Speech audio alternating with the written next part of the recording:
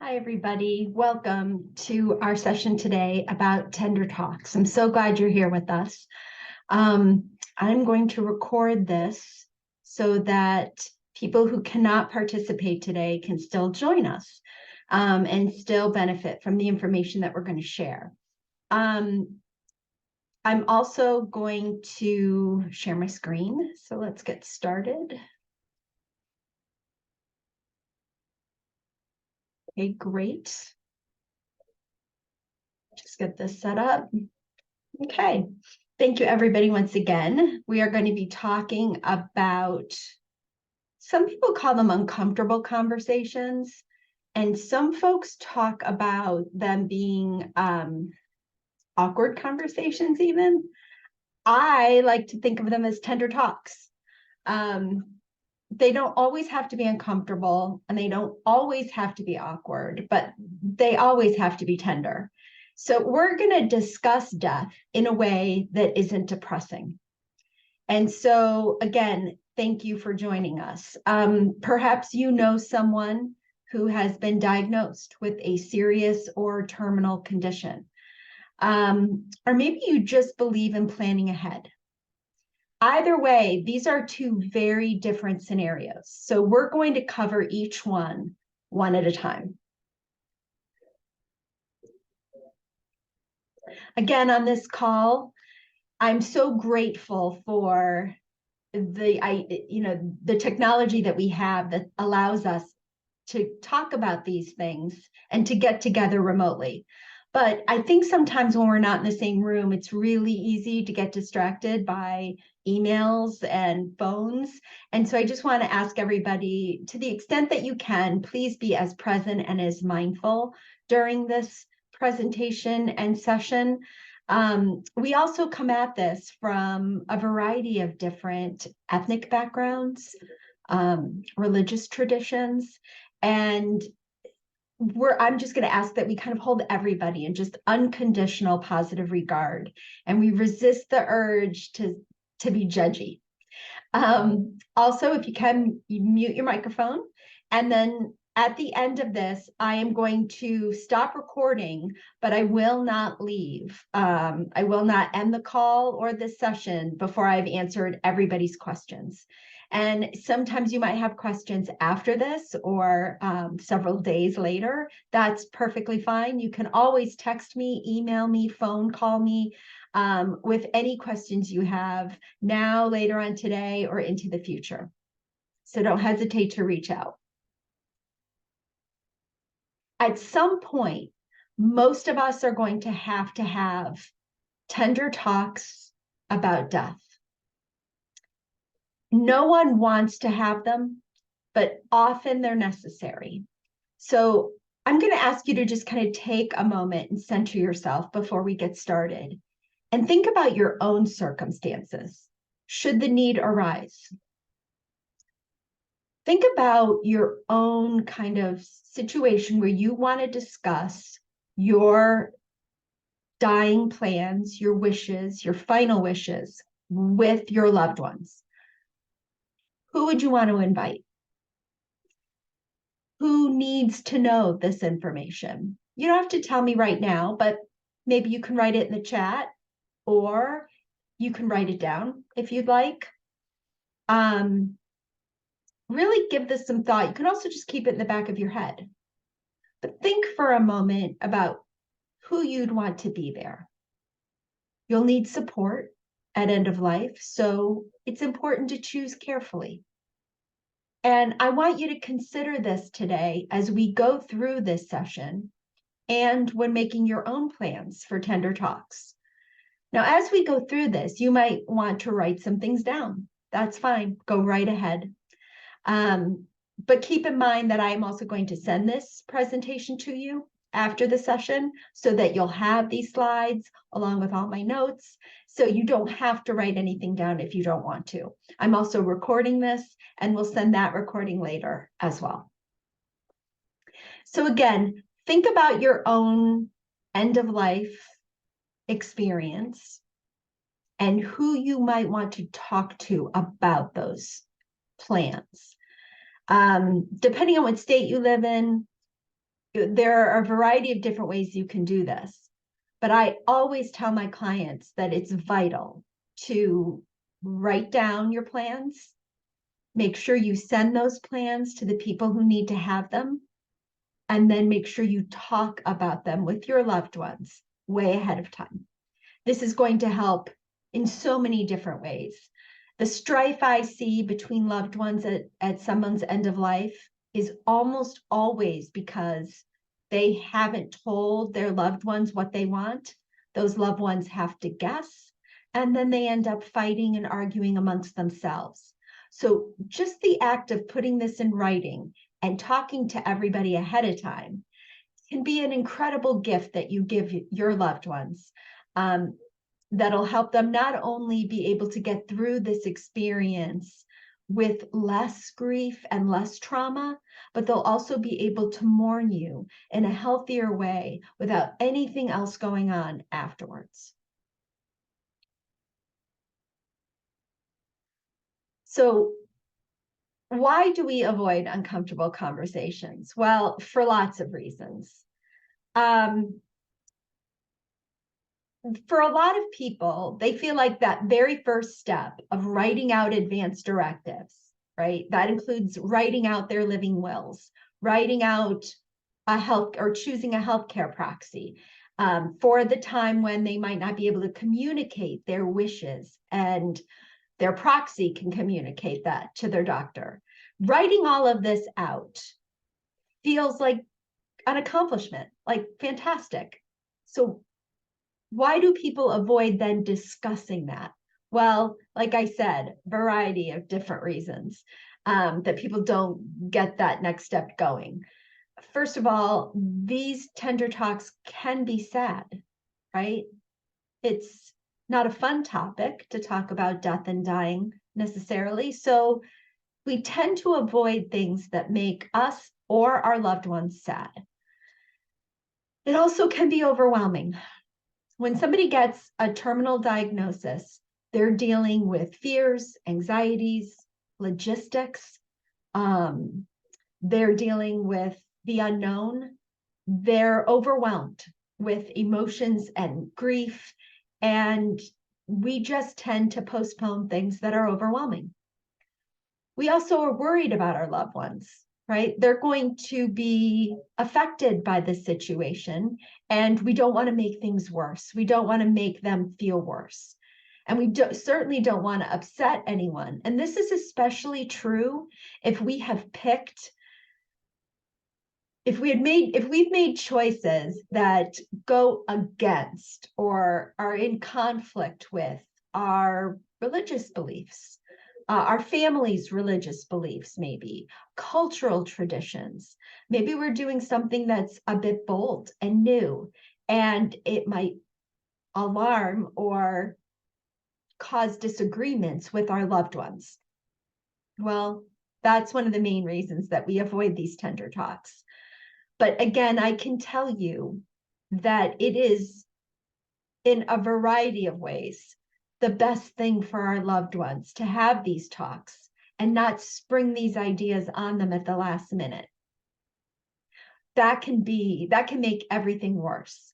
And we also need to know where our loved ones are at, right? We need to understand where they're coming from. And if somebody is being, if we're choosing somebody to be a healthcare proxy, and for whatever reason, their own religious beliefs, their own personal beliefs, they cannot communicate your wishes because they disagree with them, it's important that we know that now, before they have to do that work. We have to choose somebody else.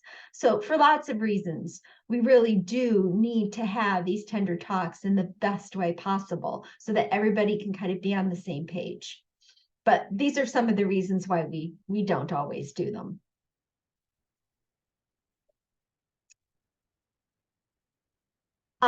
When I mediate or host these tender talks for families, one of the things I hear over and over and over again at the end is that this isn't nearly as bad as I thought it was going to be.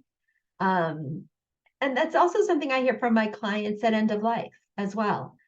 And so because I hear that so often, I just feel this need to get this information out there to people, that nobody goes into these conversations skipping and singing and happy to be there, especially if this is a conversation we're having after a diagnosis. There is a sadness there that is very real. However, at the end of the conversation, there's usually been some laughter, there's been some tenderness, and it really is not nearly as bad as we thought it was going to be. Why is that? Well, I think sometimes our imagination makes everything worse. We just imagine things being far worse than they're ever going to be in real life. That's why we kind of always talk about being mindful, right? Because we can't really predict what's going to happen. And sometimes our minds just go to the worst case scenario. Also, there is a real feeling of relief at the end. You can see everybody's face just looks lighter, as if a burden has been lifted from their shoulders. So there's a feeling of relief that makes this feel better than we thought. There's more understanding around loved ones. Whenever that happens, you kind of realize in these precious moments that you understand each other better than you thought, that you're trusted more than you realize, that you have this great support system that's going to see you through this and make sure you're not alone. So, yeah, that gives us a lot of really warm, really great feelings at the end of these tender talks. So, again, there is a difference between having these talks before a diagnosis, like sometimes several decades before, and after a diagnosis. So, we're going to talk about them separately here too. But regardless, how do we get started with these talks? Well, I recommend we be somewhere where you can hear each other. Some people want this to take place in a restaurant, maybe a favorite restaurant. That's a great idea. So sometimes I'll call ahead and see if there's a private room that we can reserve for us to be able to have this kind of conversation where there's not a lot of noise. If there isn't a private room, but the family really wants to have this talk there, that's fine too. Sometimes we can schedule it for 4 o'clock in the afternoon, maybe 5 o'clock in the afternoon, even 5:30, before it gets really rowdy. So I'll oftentimes schedule that. We can even do it for a lunchtime meeting sometimes. And the restaurant, a lot of times I can call a restaurant and they'll work with us. They'll have us come in for a private event, just the family. I also recommend, wherever it is, that we do eat a meal. I think sometimes these conversations can be a lot easier when our hands and our mouths have something to do. So a meal is always a great idea, whether it's a meal at a favorite restaurant or maybe a meal at home, that can work. Sometimes we pack up a picnic and we go outside to a favorite park or just on the porch. Sometimes that makes it easier. I've had other families who want to do these talks at home with a meal after a movie. They want to have some kind of a movie to set the tone. I had one family who chose Waking Ned Divine. So that's fine too. Some people want to do this while they're driving in a car. Let's go for it. Sometimes it is easier to be talking while you're looking ahead instead of making eye contact. So I think that's always a good idea if it works best for you and your loved ones. Some people want to go to a ball game, same idea. They are looking ahead at something and then they can kind of share their innermost thoughts. There's no judgments here. There's no wrong way to have a tender talk. As long as you have it, that's the most important thing. So sometimes it's best to eat a meal. If we are doing it in the home, I encourage people to light candles. I will say that sometimes, in moderation, a bottle of wine is a good idea, maybe some whiskey to pass around. I think there's nothing wrong with that if it works. Other people want tea, like calming tea, music playing in the background. And because we're talking about some tender topics, I really do encourage and almost always put out little boxes of tissue. It's the mom in me, but I think it's important to have that tissue nearby to kind of signal subconsciously to everybody that it's okay. It's okay to get teary-eyed. We're not going to be afraid of emotions at this. So those are some ways we can get started. And we're going to talk about a diagnosis first. So we're all coming together to discuss the care plan, what's going to happen after a diagnosis. And one of the first things we can say is to acknowledge how shitty a situation this is. My beloved aunt faced her own end of life a few years back. And I remember when we first talked about it, she said, "This is shitty." And I thought it was a really great way to begin the conversation because she was right. It was shitty. And I think it's a common initial reaction to a terminal diagnosis. It sucks. And dwelling on said suckiness is okay for as long as you need until that shock subsides. Sometimes I tell clients, let's spend 10 minutes every morning crying. Just sometimes we need a good cry, and that's okay. 15 minutes. Just mourn the loss and allow yourself those minutes to really grieve. And then sometimes that makes it easier to get on with the business at hand. So when you have cried it out and you're ready to go forward, where do you go? How do you go from there? Well, there is no one answer. Everyone is different. And sometimes you need some space to come to terms in your own way, in your own time. And there are many paths to take at that stage. None of them are right or wrong. But one thing is for certain, decisions and discussions are an important part of this process. So if you're having a tender talk or you're attending a tender talk, sometimes it's best to start out with explaining to your loved ones how you understand your prognosis. Sometimes it's best for the loved ones to ask, what do you know or understand about the trajectory of your illness? Your answer tells your loved one a lot about what you understand. How are you processing the news? Encourage them to listen. Have them take notes. Your language and words indicate a level of comfort. It suggests how they should proceed. Do you call it an illness or a condition? Are you going to fight or seek treatment? Do you refer to the end as dying, or do you call it transitioning or passing away? They should fight the urge to correct or sway you in any one direction. In the beginning, they should simply listen. They're here to get information, not react to it. Have them repeat what you're saying to ensure that they understand correctly, and let the silent moments breathe. Stay quiet. Nod in affirmation or show compassion with a soft touch. Remember, this is not about how the loved ones feel. Not right now.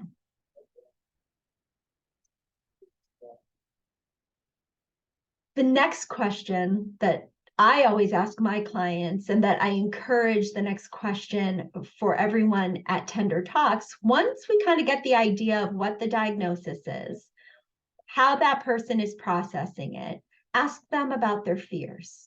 Do they have any? If you're leading this tender talk, maybe say, these are my fears. Talking about fears often takes away their power. To be afraid of dying is perfectly normal because no one knows for sure what awaits them. One of the things I never said as a parent, and I really just cringe when other people say it, is when someone responds with, there's nothing to be afraid of. Well, clearly, if somebody's afraid, there's something to be afraid of. And so we're not going to discount it at these tender talks. We're going to allow people to talk about it. And most of the time, what people need is validation. That is scary. Yeah, I understand that. I'd be scared too. I get it. And I'm here. Really, that's all we can promise. Those of us on a care team can only promise that that person isn't alone. And so we let them know that we're going to walk with them through this entire experience. And that by itself can be soothing. So, understand that the unknown is sometimes frightening, and wondering what will happen to our bodies, our souls, our families after our death is normal. As the end of life approaches, some folks fear missing out. For example, a child's milestone event or family gatherings coming up. Others might fear physical pain or discomfort. If you're the person at the center of this conversation, ask for their support just by listening and validating that this is, in fact, a scary time. Medical teams can handle fears around physical suffering, and you'll learn more about emotional and spiritual fears. But right now is for handholding, listening, and helping your loved one feel understood. What are your goals? That's an important question to ask. Or again, if you're the person hosting these tender talks about yourself, maybe you can start this part of the conversation by saying, this is what I hope to do with my remaining time. Some people have wish lists, others call them bucket lists. The person at the center of this might not yet know the answer to this question, and that's okay too. Some folks don't have any goals, right? They're just content to visit with friends and family at the end of their lives. Again, everyone is different. Knowing what, if anything, you want to accomplish will determine what your loved ones can do in helping you. After all, this is how end-of-life plans start to come together.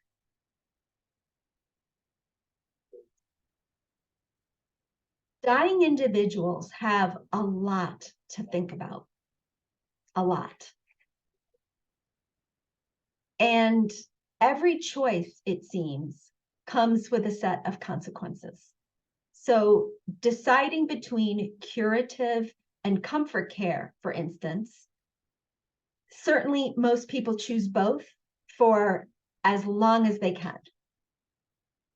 When sick people make the very difficult decision to decline treatment because they don't want to spend their remaining days feeling worse, loved ones must honor that choice. And this isn't always easy. In fact, some might take the harder route because their family wants them to fight. And that's the word that they use. This is a heavy burden when they already carry so much. And the opposite is also true. If someone continues treatment, even when they feel miserable, a caregiver must support them through it. So it's important to understand that these questions that we're asking, we might get one answer or have one answer right now, and then that answer may change. And so what I encourage care teams, loved ones, to do is to keep an open mind and stay flexible. This is not easy, I understand, but it's very important because sometimes things are changing on an hourly basis and we're all just trying to keep up. And we might think we're going to do a certain kind of thing when this happens, but when we get to that stage, we might have a completely different idea. And so it's important. It's hard enough to go through this. The loved one really needs their care team to support them no matter what their decisions are. And when we learn more, when we experience different things, we sometimes change our minds. And it's really just so very important to support that person, right? Our promise was, our only promise was that we're going to walk with them through this and that they won't be alone. And that's not conditional. It really is. No matter what they decide, we're going to support them through it. So understand that some of these questions, the answers will change, and we're just going to kind of experience it as best we can right along with them. So these tender talks take about an hour. And when we really get into those 4 questions and those 4 answers, it's really just an introduction to this experience that we're all going to have together. And a lot of the decision making, a lot of the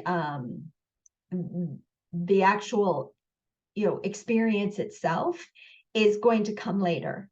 This is just right now about tender talks and about getting through to reach some kind of understanding. So we know where the person's at, who is at the center of this. And so that's usually how it ends, where we're talking about, after this, we kind of talk about maybe shared memories, and we enjoy the rest of the dinner or the experience or the drive. And then we put it aside for a moment so as not to overwhelm the person who is going through this experience. Before a diagnosis, it's a completely different energy that goes into the room. And so what I like to tell clients who have written out their advance directives, they have decided who their healthcare proxies are going to be. Maybe they've made plans for where they're going to be buried or cremated. Maybe they've decided where they want their funeral or memorial service, and they've made plans and prepaid for that. There's all kinds of topics that we can get into before a diagnosis, just simply to make sure everybody in the family or all the loved ones who are involved understand what your wishes are.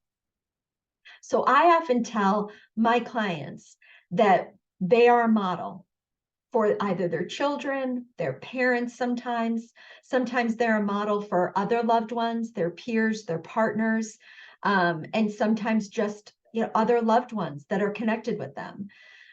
Like it or not, you're a model. You're showing them how to do this. It is through your example that they are going to know how to behave when the time comes for them. And the time comes for all of us. So it'd be really great if we kind of show them how it's done with wisdom and humor and tenderness. So that's what we're going into this with. You set the tone. These are your wishes. This is your life and your death. And so it's important to just kind of set that tone so that they all know how to behave accordingly. Pick a theme if you like. I have clients who, again, want to bring in movies, want to use humor.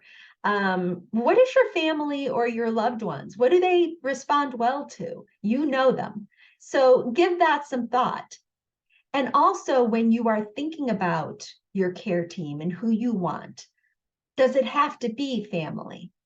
Maybe friends would be a better choice, or maybe a combination of both.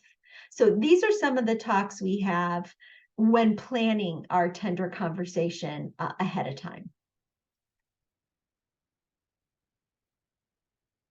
If this is something that you're bringing people together to do, sometimes it helps to have them write out their advance directives, their living wills, their ethical wills, their 5 wishes, and bring those with them. Let's have a group meeting where we talk about everybody's end of life choices. But really, no matter what the theme is, no matter if you're doing it for like a St. Patrick's Day theme, a Mardi Gras theme, a movie theme, whatever you like, these do turn into celebrations of life. And they can be rowdy, fun affairs. They really can. At the same time, we make sure that 5 distinct topics get discussed. You want to talk about your advance directive. What is it that you've decided, based on the information you have right now, how you want to handle certain things should they come up regarding your health, your ability to advocate for yourself. You want to talk about your healthcare agents. If you've got lots of kids and you're picking one, it's important to discuss why you made that choice so nobody's feelings get hurt. If you haven't chosen any of them, it's important to discuss why. And there are lots of ways to do that so that people don't walk away with hurt feelings, and they kind of better understand you as a result. You also want to tell them your thoughts about quality of life and life support and what that looks like. I know somebody who has decided way before a diagnosis that she does not want to be resuscitated. She's a former nurse. She has seen what people do to get frail, elderly folks, even if they're in good health, back at cracked ribs, things she does not want for herself. So she has explained that to family members who might come across her one day and not able to rouse her. They would call 911. And when you call 911, they are going to come and resuscitate you. Unless you have a DNR, most of the time, if somebody isn't sick, then they are going to resuscitate them. So she gave directions to her family. If you come across me, I'm slouched, I've lost consciousness, go take a shower, relax, take a moment. And then when you come out 5-10 minutes later, then you can call whoever needs to be called to make sure that, I'm prepared for burial and everything that goes on after that. And that was comforting for the whole family to know that those are her wishes and they will abide by them. So these are the times to have this tender talk so that you can explain to everybody what's happening, and verbally explaining it is vital. You also want to tell them you have this written down. You want to make sure they know where they can get a hold of the written copies. Does your doctor need a copy? Does your attorney? Do your loved ones need copies? Do you need to get them notarized? Do you need to make sure that they're filed somewhere else? So all of that is good to discuss as well. And then ask them what their questions are. Open it up. Let them ask anything that they want. And that's what this conversation can be about. And it's important no matter what we're talking about. And it goes off in a million different directions, but that you come back to these 5 topics and make sure that you get those answers clearly communicated to the people that you love. I also think it's good to have do's and don'ts for loved ones ahead of time. So I have had some clients who say, yeah, I just want to invite them to dinner. I don't want to tell them what we're going to be discussing. Okay, I would recommend not doing that. I think it's really important to let them know ahead of time that we're going to be talking about this, that it's going to be okay. We're going to get through it together. And also maybe set some do's and don'ts. You don't have to call them ground rules, but maybe just helpful hints, things that they might want to avoid saying and things they definitely can say. The do's for loved ones who are attending these tender talks would be to keep an open mind. Really just try their best not to be judgmental in any way and to listen. That's vital. This really isn't about them unless you've asked them to come with their own end of life plans. They don't need to discuss them. They just need to listen to you. That's it. Maybe repeat back, active listening, just to make sure they understand it, and let those silent moments breathe. We all have those loved ones who don't know what to do with silence. They can't just stay quiet.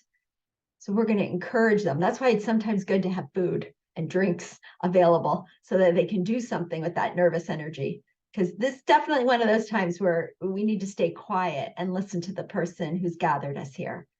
Not an affirmation or use a soft touch to show compassion, but that's about it. Sometimes that's why it's helpful to have a death doula in the room. Just having a professional in that space encourages people to behave better. Not always, I can tell you that, but a lot of the times, it can help people behave better than they otherwise would. So even if it's not a death doula, you can have maybe an attorney or somebody outside that circle, outside that family, to be there just to kind of mediate if necessary. It can really help. So those are some do's for loved ones. And some don'ts include using I statements. I think sometimes I love you, I'm sorry. That's about it as far as I statements are concerned. Don't say I know how you feel. Don't say I do things differently. Anything that begins with that I usually, let's cut it from our vocabulary just for the hour and a half that we're having these tender talks. Again, don't judge, and don't react quickly. I often tell my clients that when emotions go up, cognition goes down. It's just really hard to think clearly when you're feeling all the feels. So just take a moment. My Nana used to tell me when I was little, count to 10 before saying something and then don't say it. So I think that's good advice for this too. Don't hold your breath. Breathe. Sometimes just the simple act of breathing can be contagious. And I know that sounds silly because everyone's breathing. You'd be surprised. Some people aren't. And so if you visibly take in a breath for 4 seconds, hold it for 7 seconds, and then let it out for 8 seconds, it's going to work. You're going to feel less anxious. And it might encourage everybody around the table to breathe as well. And that just, it helps create a feeling of calm in that space. And I would encourage loved ones not to default to anger. Let's be honest about what we're feeling. If it's confusion, frustration, guilt, grief, instead of defaulting to anger, let's just say, this is hard. This is sad. Let's maybe acknowledge to ourselves what we're feeling: guilt, shame, regret, and put that to the side to be dealt with later. Let's get through this conversation first. And so those are some do's and don'ts that can help make this tender talk go a little bit better than it otherwise would. So, and that's really the long and the short of it. Our tender talks are ways for us to come together with the people who are most precious to us in what will be a sacred time of our lives, and reach some understanding and leave behind that beautiful gift for people who will not have to guess what you want, who will not have to fight amongst themselves about what you want, because you've already laid it out there for everybody. This is my contact information. You can call me, you can text me, you can email me anytime you like. You can also reach out to me on social media. But I'm going to stop sharing my screen so that we can now take a moment to ask questions. And I'm going to stop recording. If anybody who is watching this needs to reach out, don't hesitate. And thanks for giving me just a few moments of your time. I appreciate it.